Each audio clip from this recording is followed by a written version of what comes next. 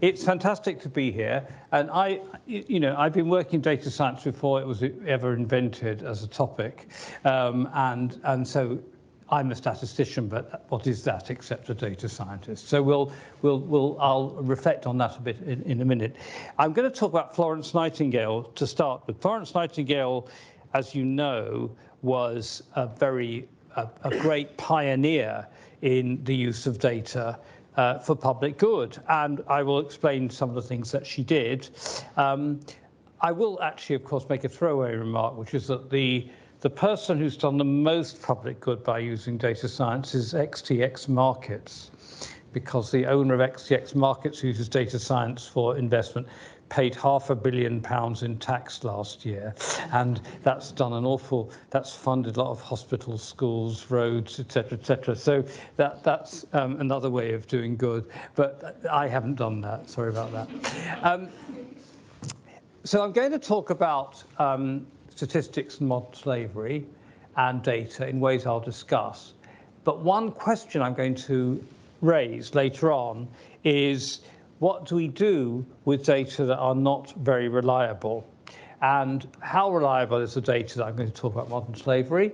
And how should we treat data and statistics that are of dubious accuracy? So my underlying task here is to make you think about what you should do when you have data which is a bit fishy, is not quite right, but nevertheless is important. And I'm going to try and explore that. There will be no answers, but this is intended to help you think a bit. We can talk about it later. And this is nothing new, because Florence Nightingale used statistical arguments to address really important issues. But actually, as we'll see, it's a bit unclear whether her work was evidence-based policy or policy-based evidence. And does it matter? And we'll see that she was wrong in many ways, and maybe reflecting on her work gives us some guidance for problems of today. So, how can statistics, data, however inaccurate, contribute to public policy? And Florence Nightingale really realized how important it was to use data to make your point. And that was her lifetime's work, really. She was very interested in this sort of thing. She was able to manipulate lots of people to do important things and so on. Was it evidence-based policy or policy-based evidence? We'll see. She had very strong opinions, that's for sure, about the way that things should be done. So I don't know if some of you will have seen these pictures before, but this is a very, very famous early example of data science. So what's this all about? Nightingale, there was then, as now, the Crimea was contested territory. And during the Crimean War, which was awful in the 1850s, Nightingale was interested in what was going on there, and there was enormous mortality. Now, this is, I don't know if you can read at the back, diagram of the causes of mortality in the army in the East. And there are two pictures here. Sorry, does this do? That's it. This is April 1854 to March 1855, and this is the following year. And these are sort of histograms, and she invented these. They're called Rose diagrams, but it's a histogram in polar coordinates. So she invented a modern, new way of displaying data. This wasn't done using R, and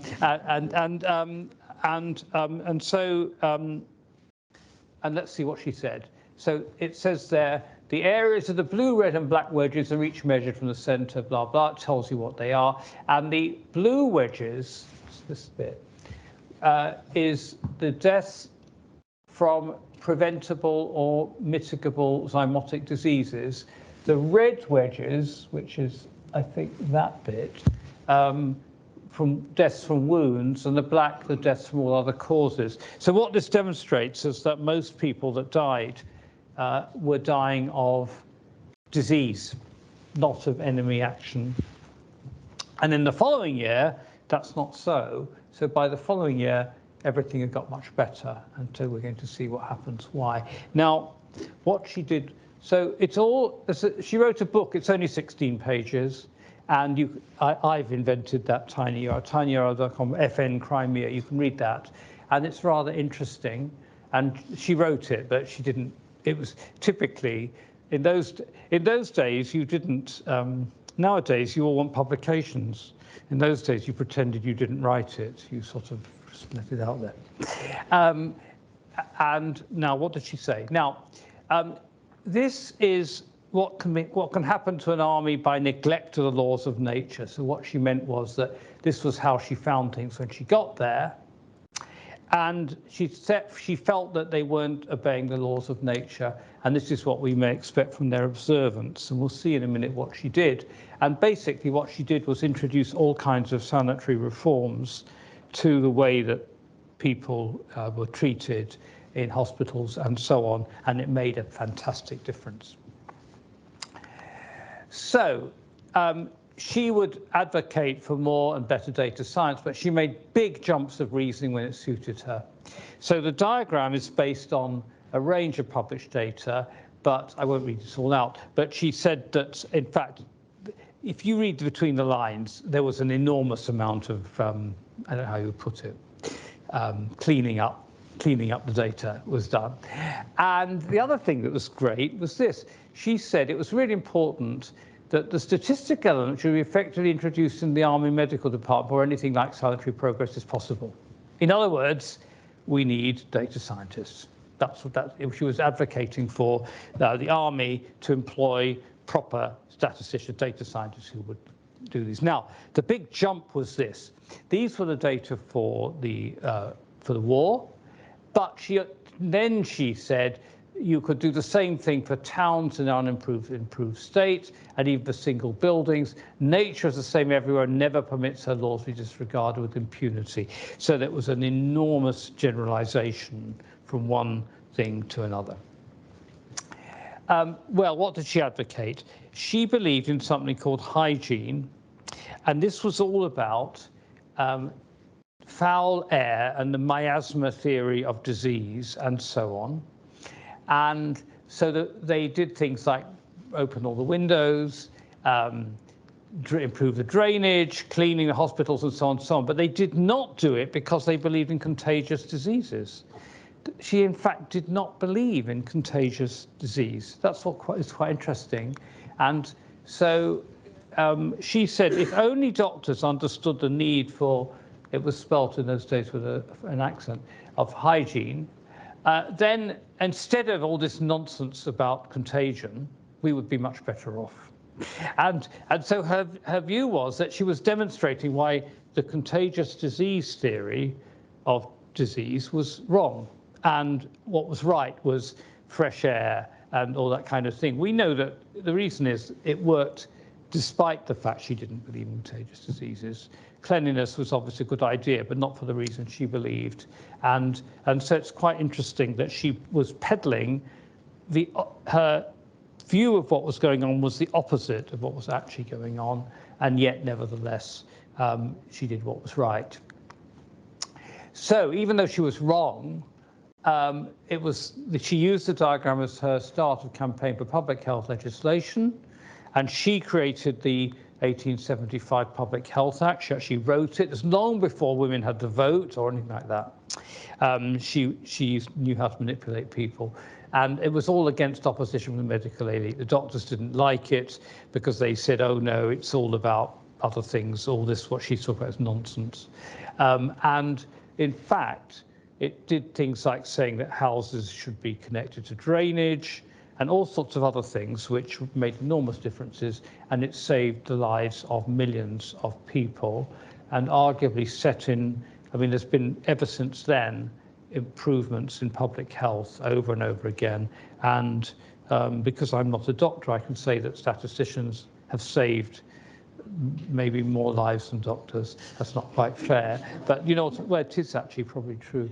But it's better if we work together, isn't it? And there was astonishing improvements in life expectancy long before modern scientific medicine. That's actually the point to make, that the data was what made the difference. No one really understood the causes properly at all. As an interesting piece of data, by the way, the expectation of life, of residual expectation of life for people of my sort of age, did not improve between about 1875 and about 1950 or later. It's quite interesting. If you got to the age I am, which I'm not going to publicize, you can look it up, you were just as likely to live to be 90 then as when I was a child. It's enormous improvement since then. And the reason is, of course, that all these things didn't improve cancer and heart disease and so on, which are the things that kill old people, but they made an enormous difference to the things that kill young people, epidemics and so on. So that's an interesting reflection on Florence Nightingale. Now I'm going to talk about modern slavery. Well, what is modern slavery? It's many different aspects of human trafficking and exploitation. I'm terribly sorry. What time did I start speaking? I think you had 20 minutes. 20 minutes, that's fine. Yeah. Okay, 20 more minutes. Yeah, fine. Okay. So modern slavery encompasses many aspects of human trafficking, exploitation, and here's some examples. So it can both mean captivity within a family. It can mean people who are inveigled into sex trafficking or labor trafficking, debt bondage, horrible things. All of it's awful. In the United States, they use the term human trafficking because they want to distance this from chattel slavery, which they used to have, which was everywhere actually, and because of the legacy of what used to be called, what is called slavery, they don't like the term modern slavery, so they use the term human trafficking. It's not quite the same thing, but it's more or less the same. So when I talk about modern slavery, some people use the phrase human trafficking. Now, what happened? How did I get involved in this? I used to be the Home Office's chief scientific advisor, and one day Theresa May's office rang me up and said, "We'd like to talk to you." And I said, "Have I done something wrong?" And they said, no, we've got something. So they said, "We're going to bring in a law against modern slavery. We want to bring in a new law, and we were the first country in the world to do this, a law specifically against modern slavery. It's not about making things illegal that were legal, but bringing everything under the same umbrella and having potentially a life sentence and so on. And we would like you to try and find out for us how many offences there are. And there was very little data on it. Now, there was a thing called the National Crime Agency, and they collated data on relevant offences, and they asked for returns from various agencies, which can be grouped into these groups. The idea is, and they had 2,744 cases on their books. So the best guess was that there were 2,744 cases. However, we'll see that's not so. And so what did we do? Well, the problem is something called the dark figure. And in any situation like this, in any crime like this, so, domestic violence, child exploitation, so on, so on, there's always a big figure you don't know about. So it's not the same as, say, murder statistics, because we actually more or less know exactly how many murders there are. But we don't know how many victims of modern slavery there are. Why? And I've put a whole list here. It's a hidden crime, and there are many reasons why you can't do it. So victims may still be under control. They may be afraid to come forward. They may be ashamed that they did something they don't like to talk about. Professionals who identify them may not realize, and they may not even realize themselves that what was done to them actually amounts to modern slavery.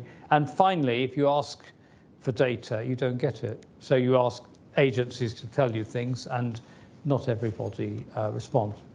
But what we tried to do was to think of a way of estimating the dark figure of potential victims that didn't come to attention. So I'm going to just tell you a bit about that. And it's all to do with what's called mark recapture. So the idea is you've got fish in a pond and you want to know how many fish there are. So you go fishing and you catch 100 and you mark them all in some way and throw them back in the pond. And then you come back a week later, you go fishing again, you catch another 100. And if there is 20 in common in your two catches, then your best guess is that there are 500 in the population. That's a standard approach. It was purportedly introduced by someone called Peterson in the 1890s. That's not true, it's much older, and it's a well-known idea. And it's actually used in census. So when we had the census in 2021, following the census, there's a thing called a census coverage survey, which is they do a survey and then they try and see how many people are in the survey that were in the census, and the overlap tells you what the undercount is. So that's used, and that's the idea. Now, with the modern slavery data, there were more than 2 lists, and there were in fact 5 lists, or well, there were a lot of lists, or hundreds, but we put them into 5. And so what we did with the 2,744 cases was to see how many fell into the various lists. So that's the LA list. So that says, well, hang on. So there are 695 cases which appear on list GO only. On the other hand, there are 11 cases which are on PF and GP. That's police force and general public. And there's actually 1 case on the first 4. There are 5 lists here, so there are 32 possible combinations. And any which are 0 I've left out. Of course, the one we want to know is what's called a dark figure, which is the one which you don't observe at all. So the ones that are not on any list, and that's what you're trying to estimate. Now, an enormous amount of work went into this, and my colleague had to sit in the National Crime Agency going through all the files for a very long time, checking, because when we decided to do this, I spoke to the people at the NCA, and I said, well, what I'd like to know about those victims is why you knew about them, and I want to understand the pattern of duplicates. And they said, oh, no, don't worry, there aren't any duplicates, we've removed those. I said, yes, I thought so, but we want to know, why did you remove them? And so it was necessary to, for example, find out that there were 11 duplicates there. And Olivia, my colleague, had to go through every file and work out the history of each data point. And by the way, it's all so sensitive and confidential that I wasn't allowed to know any more than this table. So we had to promise that only she would know what was going on exactly. And that's actually not because I was considered untrustworthy, but it's a general principle, very sensitive things. If you don't want people to know something, don't tell too many people. Politicians know that too, which is why when anything is said in the cabinet, so many people gets out, even beforehand. So there you are. OK, so that's the idea. And what you can do is then fit a mathematical model. And don't worry, I'm not going to put the mathematical model up on the screen, but I can tell you later, which predicts the dark figure. And this is a model. It's called multiple systems estimation.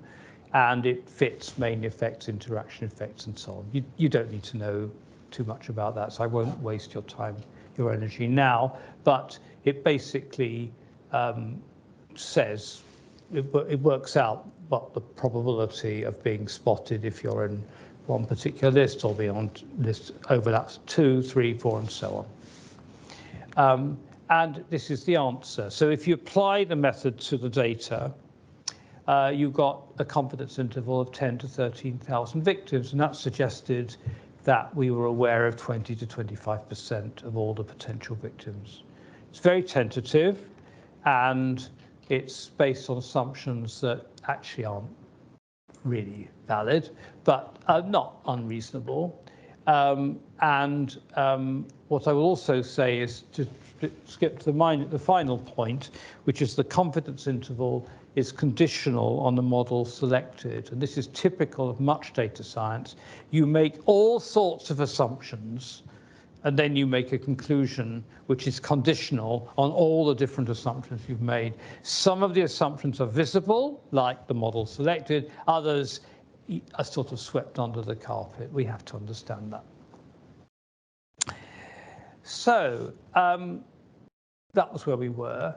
And what happened? Well, I was amazed because it got front page coverage in all the newspapers. And the newspaper which reported most accurately the scientific report I wrote was the Daily Mail. So the Daily Mail not only published the figure, they all said there are 13,000 victims and the Home Office is terrible because it only knew about 2,744. We knew they'd say that. But the Daily Mail also put a quote from me that was essentially this. It was essentially those words, and it said Professor Silverman said, and it was reported in full. So they reported the caveats as well as the result. Other newspapers just reported the result. And it facilitated the passing of the Act, which I was very proud of, I suppose.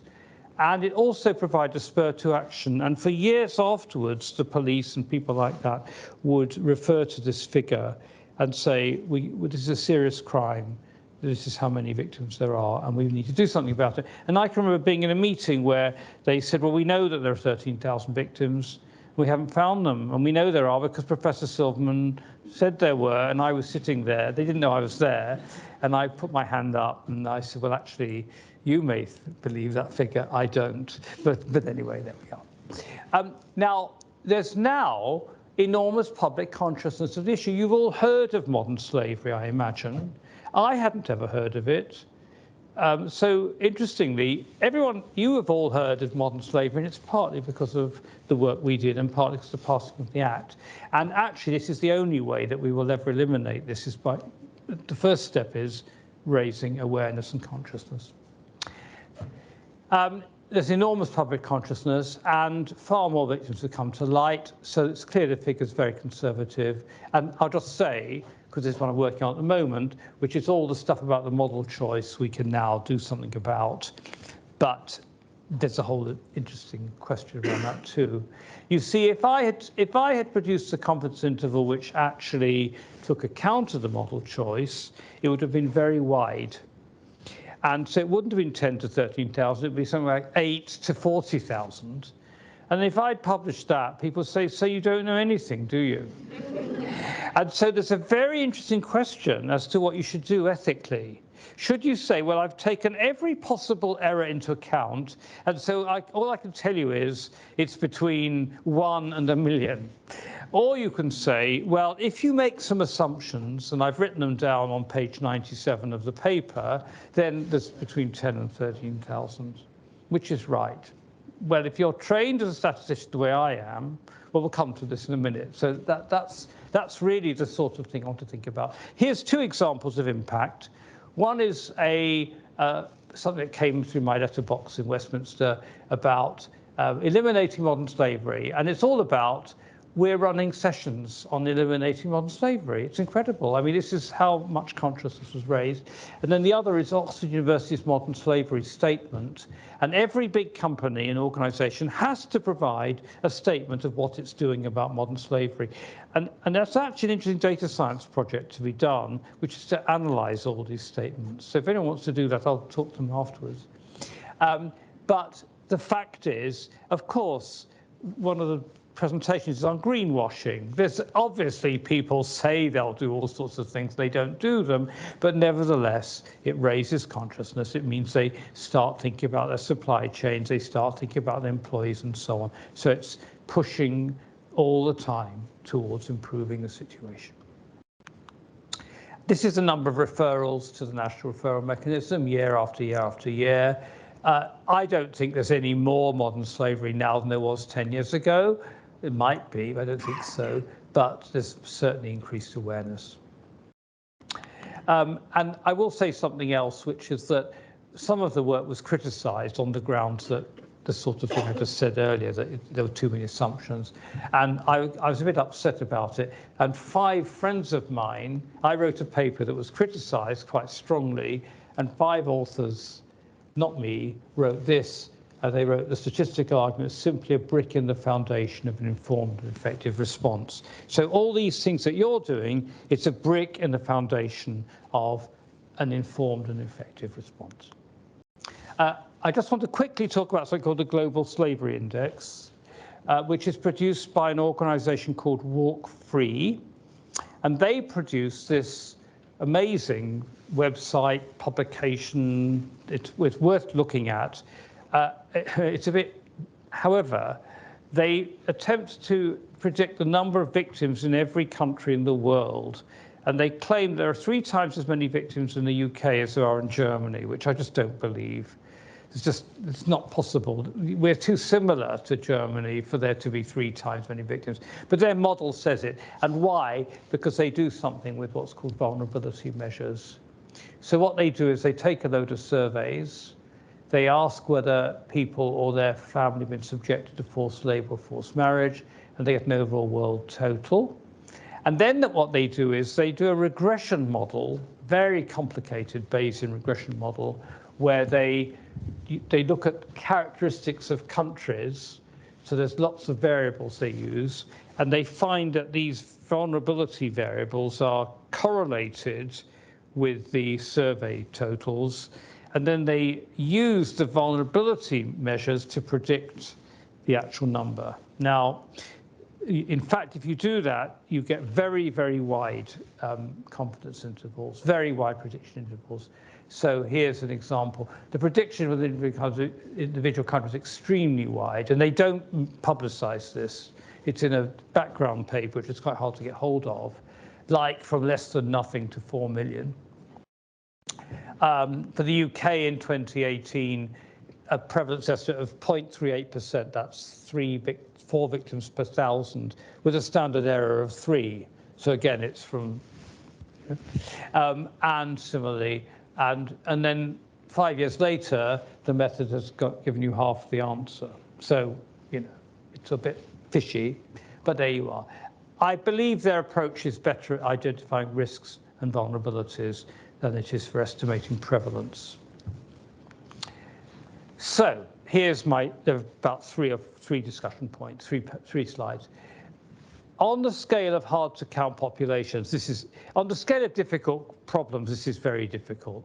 That's what I'd first of all say, because it's even harder to count than many others. So this multiple systems estimation stuff was actually used a lot in things like working out how many deaths there are in conflicts, how many intravenous drug users there are, how many people in various minorities that don't want to identify themselves, and so on. We've educated people, as statisticians, you're not most of you, to expect a point estimate and a confidence interval. And that's why I'm concerned about the Global Slavery Index point estimates, and why I insisted on reporting a confidence interval, not an estimate, when I did my original work. And it's very easy to criticize figures or models anyway. So if you come up with a number, people will always criticize it. And that's what I was talking about earlier. So that's just to bear in mind. And so I thought about this, so I was writing this talk, and I realized that there are 2 different ways in which we use data. So on the one hand, we use data, and a lot of modern statistics was built up for things like clinical trials, agricultural experiments, process control, where the question is this new treatment better, safer, cheaper, et cetera, than the old one? Is this effect really there? How much effect does this have? These are really important questions. And then there's the public policy question. Do we need to worry about this? Does it matter? So if you're going to do clinical trials and agricultural experiments and process control, then you really do need the whole mathematical, you need randomized controlled trials. so I know this has been recorded. I once taught Theresa May out of conducting a randomized trial. So the drugs advice committee wanted to introduce there's something they wanted to do, and she wasn't very happy. And she said, well, can't we do some sort of controlled trial? And what she meant was we would make something legal in Manchester, but not in Liverpool or something like that, and then see what happened, which is not stupid. It's a very clever idea, but it wouldn't work because what you do in one, and after I said, you know something, I don't, and she looked at me, she said, no, you're right, we couldn't do it. But so she said, I want to monitor what will happen. We'll do it, but I want a report on what happens. I thought also sensible. Anyway, so all this apparatus, you need it if you're doing that. But if you're doing public policy, maybe a rough estimate enough. This is because it's completely against everything I was trained. It's a diabolical thing to do just to pull an estimate out of the air like this, but maybe it's sufficient. So what should be our ethical position? Should we say nothing until we can say everything? Or should we state clearly the modeling assumptions, and maybe clearly, as I say, means on page 97, and rely on George Box, who was a great data scientist, who said all models are wrong, but some are useful. Florence Nightingale was wrong, fundamentally wrong. Just as well she wasn't running the Medical Research Council because she just didn't believe in bacteria, contagious diseases. She didn't think disease was caused by bacteria. And she never saved the lives of millions and millions of people. Climate change. Now, we all think climate change is scientifically understood. It isn't. It is in broad terms, but if you ask what is the effect of X amount of carbon dioxide in the atmosphere, the different models give enormously different results. But they all say, you know something, this isn't a good idea. And so roughly speaking, and the thing is about climate change is about the laws of physics. So you have something to build on, whereas social things, which are what most of us here are interested in, are about people. And so it's going to be very, very difficult to nail things down. And so we've got enormous numbers of people thinking about climate change and have done for many years, and we understand it much, much better than we did 20, 30 years ago. But there is still a lot not known.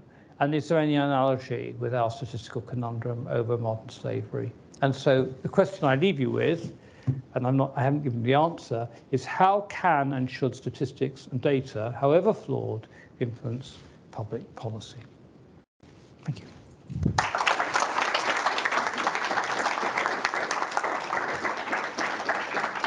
And I'm sorry I've kept you away from your later bit anyway. Yeah. No, that was fantastic. Thank you very much, Sir Bernard. Yeah, for showing what data science can do, the power of data science, but also for asking some very critical questions. So that was a very, very nice talk. I know we are pressed for time, but maybe the audience has one or two questions that we... If you don't worry, because we can get on this thing. I'm very happy if you want to ask a question. I'm very happy. Any question? You're all too polite to the next speaker. Let me ask one. So you have this nice example of fishing, taking 100 fish out and then throwing them back in. You don't want to throw back in criminals or so. How do you deal with that? Oh, I see. No, the point here is that you have different catches. So you're catching fish twice. So what we're doing is catching, these aren't criminals, these are victims. We are spotting victims in two different ways. So we're saying the victim is in that list and in that list. But is that not, because it's like you catch fish once with a net and once with a line, and yes, very different fish catch on. So there you are. This is exactly the point. I think you're making the point for me. This is why the data, exactly, yes, exactly. And then there are the fish that hide under stone and never come out, and so on and so on. And so on. And this, you see, this is fantastic because you are exactly making, you're raising all the right criticisms, and yet this is exactly my point, that what do we do? So we could either say, what did I say? Say nothing till we can say everything, or state our assumptions. And so I think actually this actually, thank you, because it's very helpful. But yes, you're right. So the assumptions are not, you can write down mathematical assumptions, which are that every case, that there's a model, that every case has a probability, which is mu plus alpha I plus beta I, but the assumptions are not valid exactly. Yeah. Okay, so 2 more questions, Dimitro, and then. You want to both ask the question, and I'll answer them together. So you speak first, and then you. So yeah. Right. So with Nightingale example, how do we know that it's not a survivor's bias? Like this is an example where it worked, but what if there are plenty of other examples where such approach didn't work? Right. And what was your question? So I just wanted to reflect on the ethical position. Yeah. So if we look at the problem as a sequential decision-making process, actually statistical data results, it's just kind of like a feedback on what actions, next action to do, right?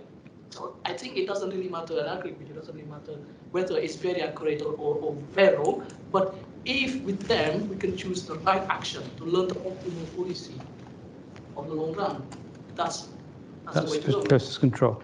Right, so let's talk about the survivor bias thing first. Yes, in other words, is it just that it happened that it made a difference? Well, in this case, and also, could it be that something else made the difference? So could it be that all these things that she did weren't the reason? But they obviously were. I mean, you know, so and it was just simple things like washing your hands before you saw the next patient. You know, it was just cleanliness. It was you know. So but you've made the point. She had this data. She liked the data. It made the argument she wanted to make. So she published the data, and it led to the Public Health Act, which saved the lives of probably hundreds of millions of people. So we don't know. And your point is, again, yes, so you're talking about the way you should use statistics, I think. I think that's more an example of sort of this kind of thing, isn't it? That's where you're in a situation where you can actually use your data deliberatively, and you know, you then are in a you have control over what you've got. I think the other problem with the modern slavery data is that we just had to use the data we could find. We were not able to control the process, and that actually comes back to your point. The data was collected for other reasons, and so and we are often in that situation where it's not that you can design an experiment and go out and collect the data. It's that here is some data which we can use. What should we do with it? But I mean, you've both raised, all three of you have raised exactly the problem that I see, and yet a lot about the data science revolution depends on really opportunistically doing things. So really, this discussion will run and run and run, but I'm glad I've made you think about it, which is what the point was of the talk, really. So yeah, great, thank you. Okay, thank you again.